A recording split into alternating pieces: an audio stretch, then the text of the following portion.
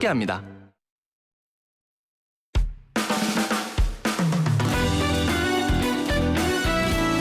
중심 잡힌 시선, 따뜻한 공정의 가치로 함께합니다. 황보선의 출발 새 아침. 네, 황보선의 출발 새 아침 2부 시작합니다. 자, 이번에 만나볼 분은요. 사선 국회의원 지내셨고, 자, 경제학 박사입니다. 한국개발원 KDI 출신이시고, 또 근데 대구 출신 보수 정치인인데 한때 4대강 반대하고 무상급식 찬성했었죠. 내년 20대 자 대선 잠룡 중 한 명으로 거론됩니다. 지금은 야당 국민의힘 공동선대위원장입니다. 유승민 전 의원입니다. 안녕하십니까?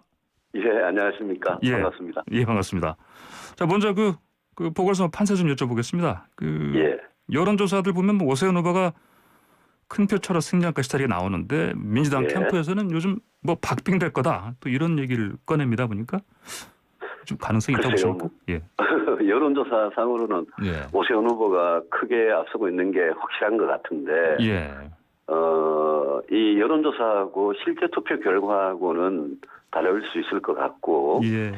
저희들은 투표율이 문제라고 생각합니다. 투표율이요. 각 예. 지지자들이, 양쪽 지지자들이 얼마나 투표장에 적극적으로 나오느냐, 투표해 주시느냐, 예. 거기에 달린 거라고 생각하고, 민주당이 뭐 박빙이 될 거다라고 이렇게 하는 거는 민주당의 뭐 희망 사항 아닌가 그렇게 생각합니다. 예. 그런데 저희들도 뭐 상당히 선거 결과에 대해서는 지금 두려움을 갖고 정말 최선을 다하고 있습니다. 예. 과거의 그 선거들 보면 이제 투표율이 높아지면 일반적으로는 이제 뭐 중도 좌측이 더 이렇게 좀 유리하다. 예, 이렇게 얘기하는데 이번엔 좀 다른 것 같습니다. 그렇습니다. 이번에는 중도층이라고 할 수 있는 그런 유권자들, 예. 그분들이 투표를 많이 하면 할수록 저는 저희들 야당이 국민의힘이 유리할 거라고 생각합니다. 예. 근데 이제 이게 뭐 보궐선거라서 평일하지 않습니까? 그래서 그렇습니다. 이렇게 투표를 끌어올리는데 좀 한계가 있지 않겠습니까? 예, 7일이 평일이고 예. 뭐 휴일도 아니고요. 예, 그리고 그래서 내일 모레 이틀 동안 사전 투표를 예, 하지 예. 않습니까? 예. 그 사전 투표에 대해서 그동안 국민의힘 일각에서 뭐 굉장히 좀 그런 조심스러운 부정적인 반응이 있었는데 저희들은 뭐 저는 전혀 그렇게 생각하지 않습니다. 예. 금요일, 토요일, 내일 모레 사전 투표소가 그렇게 많지는 않는데 예. 직장이나 댁 제일 가까운 곳에 사전 투표소 꼭 좀 찾으셔서 예. 7일 날 투표가 어려우신 분들은 이번 주말에 꼭 좀 해주시기 바랍니다. 예, 알겠습니다. 자, 이 서울이든 부산이든 간에 자, 야당에서 정권 심판론, 정권 교체론 지금 앞세우고 있고 여당은 뭐 주로 이제 거짓말 프레임으로 맞서고 있는데 민심이 어느 쪽으로 기울고 있다 이렇게 보십니까? 선거 기간 내내 민주당 후보들과 민주당이 뭐 이 네거티브를 이렇게 저는 열심히 하는 걸 못 봤습니다. 우리 오세훈 후보, 부산의 박형준 후보에 대해서 주로 이 부동산 문제 가지고 네거티브를 심하게 하시는데 저는 이 정권에 대한 민심 이반이 온 게 사실 이 부동산 문제가 굉장히 크지 않습니까? 네, 예. 그래서 저는 이 분노한 민심을 우리 네거티브로 잠재우지 못할 거다라고 보고 특히 오세훈 후보 내곡동 땅에 대한 네거티브는 그 본질이 예. 그 내곡동 땅에 대해서 오세훈 후보가 서울시장 재직 시절에 시장의 권한을 이용해서 뭔가 개인적인 이득을 부당하게 챙겼느냐 예. 그 문제인데 그 본질에 대해서는 뭐 민주당이 아무런 증거 하나 제시를 못하고 있는 그런 상황 아닙니까? 그래서 뭐 측량하는데 갔느냐 안 갔느냐 이런 지역적인 문제로 그렇게 네거티브를 하고 있는데 우리 오세훈 후보 점잖게 잘 하고 있다고 생각합니다. 예. 그러면은 근데 뭐 방금 전에 제가 이제 노웅래 민주당 의원과 이제 인터뷰를 했는데 예. 아니 그럼 공직자들 분이 거짓말을 하면 어떻게 하느냐? 그 기본이 안 돼 있는 거다. 이런 식으로 비판을 민주당은 하고 있습니다. 예. 이런 부분은 좀 어떻게 보십니까? 거짓말이라고 하는 거는 예. 뭐 두 가지 같은데요. 예. 아주 초기에 오세훈 후보가 그 내곡동 땅의 존재에 대해서 알았느냐, 예. 또 그게 보금자리 주택지구에 포함된 걸 알았느냐, 여기에 대해서 초반에 말을 이렇게 좀 빨리 하다가 말을 바꾼 적이 있긴 있습니다. 예. 근데 그거는 저는 거짓말이라고 생각하지 않습니다. 예. 그 문제가 제기되니까 본인이 해명을 성실하게 하려는 과정에서 일어난 일이고, 또 하나가 이제 방금 말씀드린 그 토지 청량하는데 뭐 갔느냐 안 갔느냐, 예. 저는 그거는 정말 지역적인 문제라고 생각합니다. 그래서 그걸 가지고 거짓말 프레임이라고 이렇게 덮어 씌우는데, 그거 16년 전인가요? 뭐 그때 일에 관한 어디에 갔냐 안 갔냐, 예. 또 갔더라도 그게 뭐 또 무슨 불법이나 범법이 증거도 아니거든요. 그래서 그 예. 문제를 자꾸 민주당이 늘어지는 걸 보고 제가 저 사람들이 네거티브를 할 게 정말 되게 없구나, 오히려 그런 생각을 하게 됩니다. 예. 네, 지금 황보선의 출발새 아침 유승민 전 의원과 인터뷰 진행 중입니다.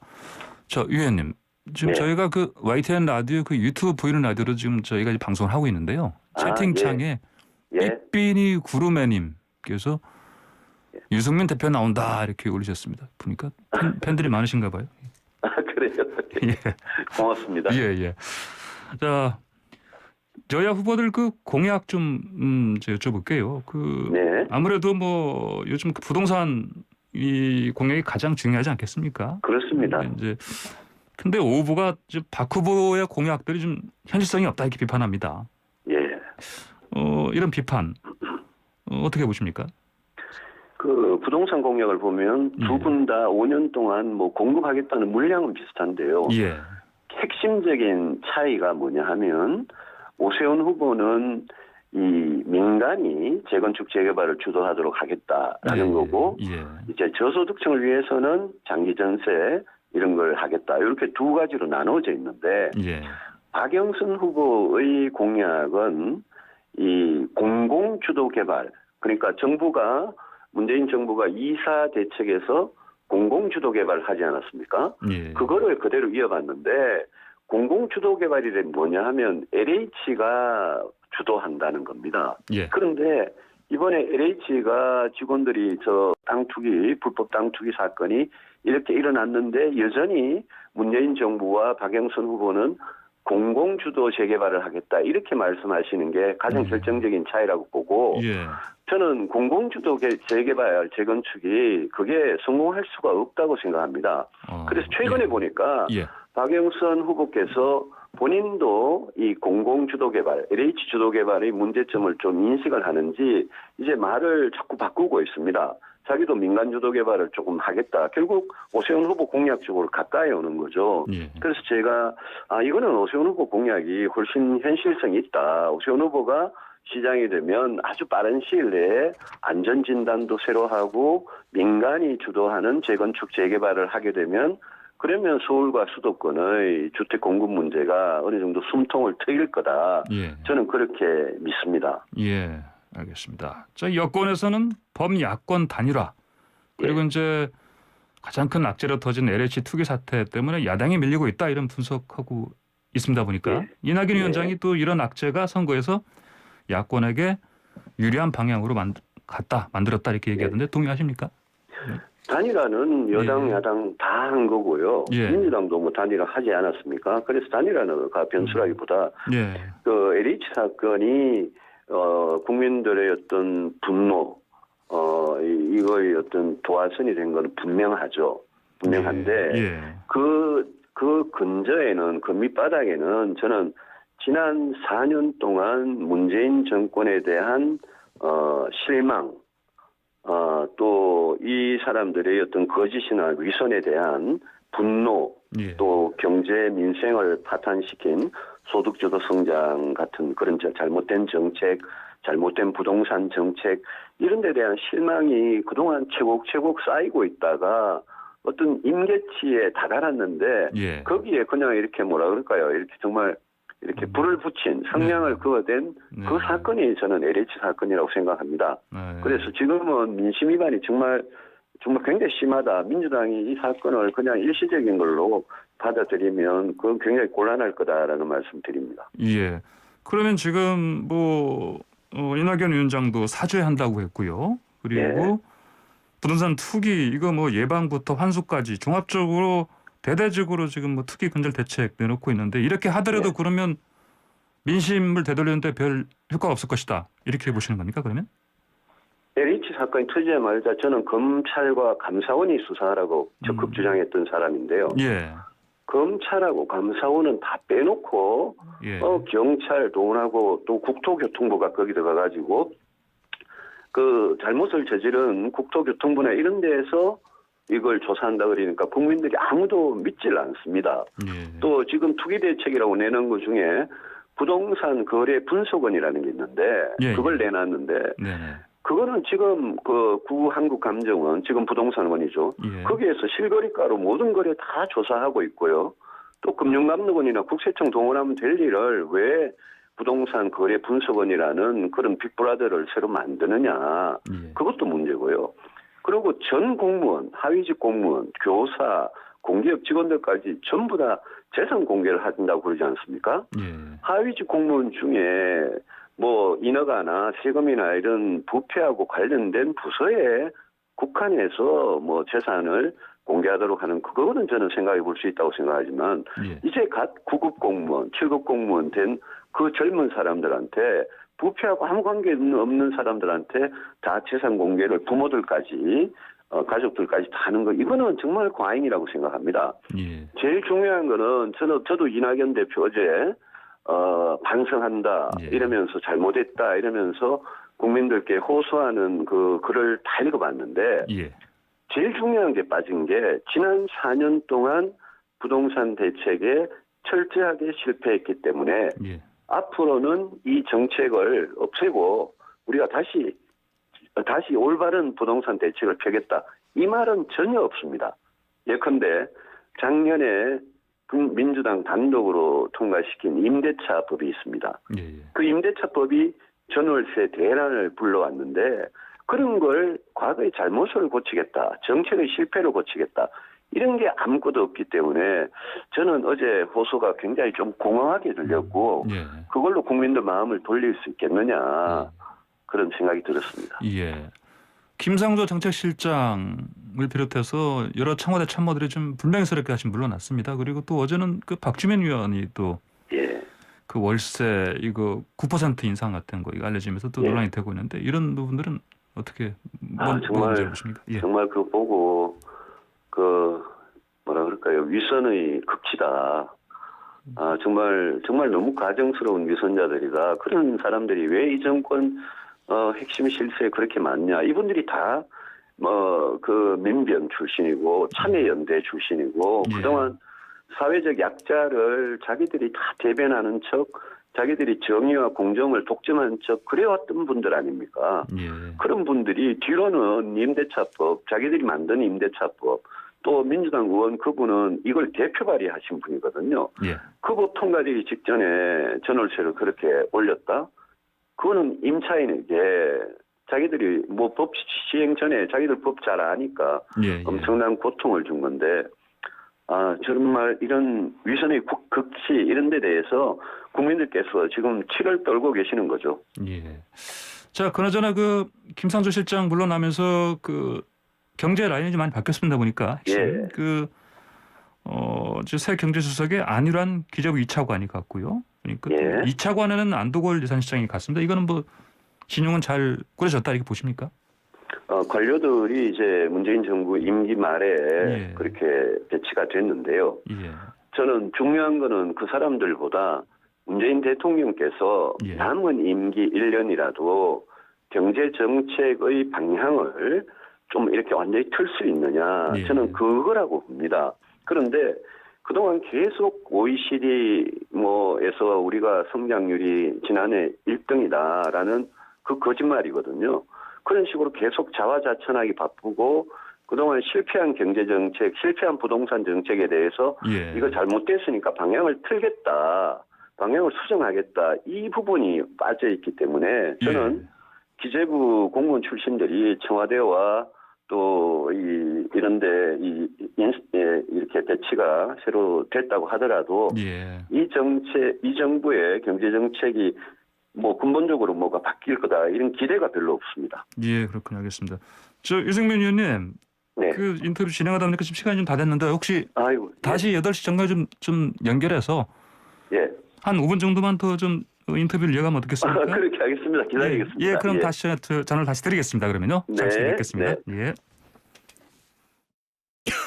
우야노 공장 먼지. 아이고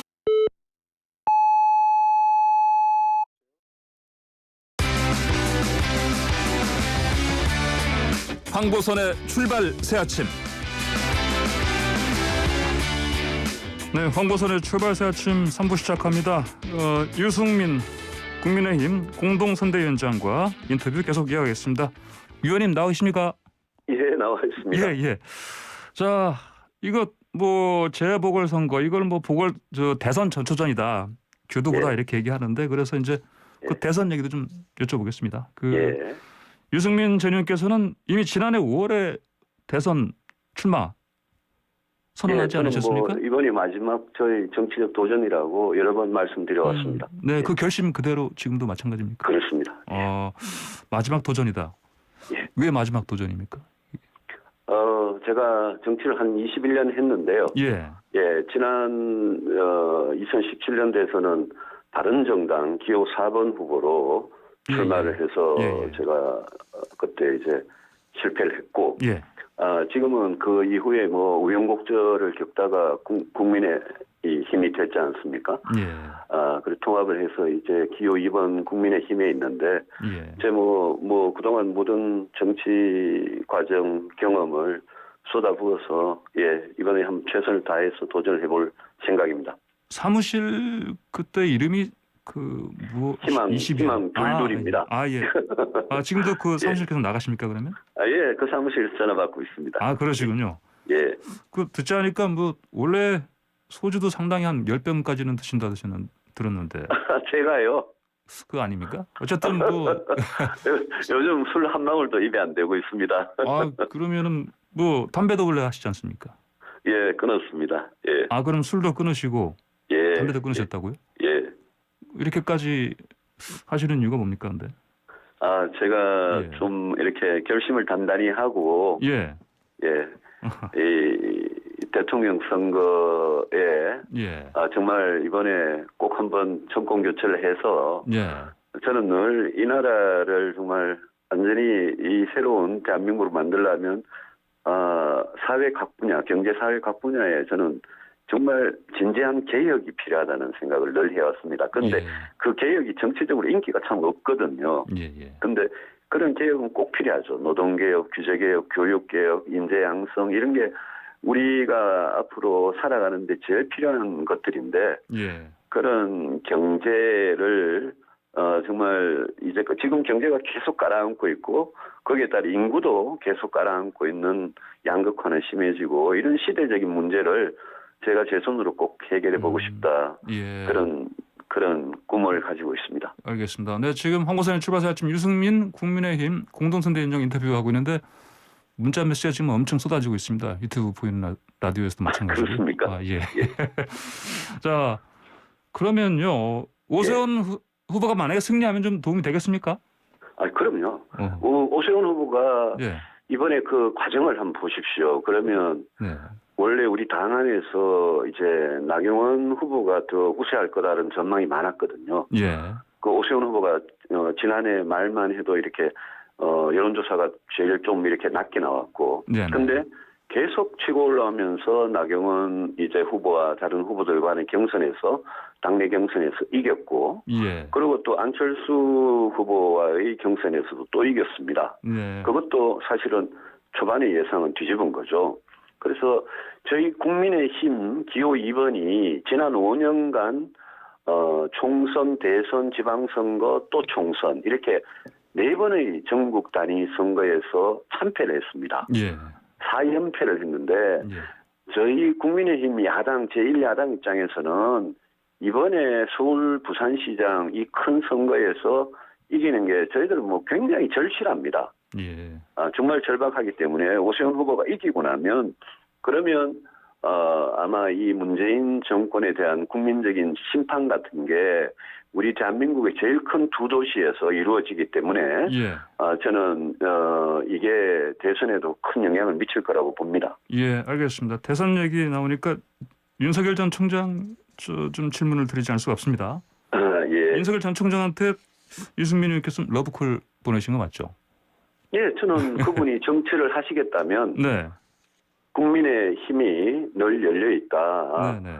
저희들이 정말 변화와 혁신을 해서 낡은 보수 완전히 버리고 새로운 야당으로 거듭 태어나겠다.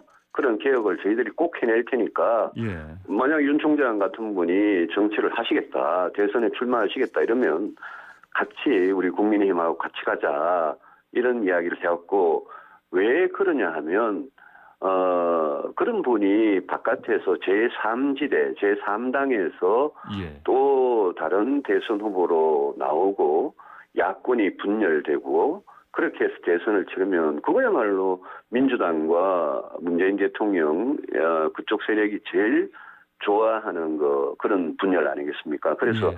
저는 이번 대선은 정말 이 야권이 똘똘 뭉쳐서 가장 강력한 한 사람의 후보를 내놔야 되고 그렇게 하는 그 과정에 저는 윤석열 전 총장 같은 분도 그거를 거부할 명분이 없을 거라고 생각합니다.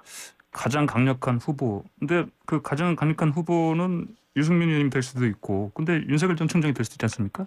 경쟁자가 되는 예, 건데. 그거는 올해 말쯤, 예. 금년 말쯤 이제 결정이 되는 거죠. 예. 저는 그때까지 네. 각자가 자기가 대통령이 왜 되려고 하는지, 대통령이 되면 어떤 비전과 정책과 전략으로 이 나라를 이끌어갈지 거기에 대해서 국민 앞에 모든 걸 밝히고 당당하고 공정하게 경쟁하면 그러면 저는 가장 강력한 예. 야권 단일 후보를 뽑는 그런 우리 과정을 야권 전체가 좀 해보자 그런 예. 뜻입니다. 알겠습니다. 여권에서 거론되는 인물 중에 추미애 전 법무장관이 좀 들립니다. 예. 이분에 대해서는 어떻게 보십니까? 아유, 제가 뭐 그분에 대해서 뭐라고 평가를 하겠습니까? 근데 예. 뭐 오늘의 윤석열 전 총장을 어떻게 보면 만들어 주신 분 아닙니까?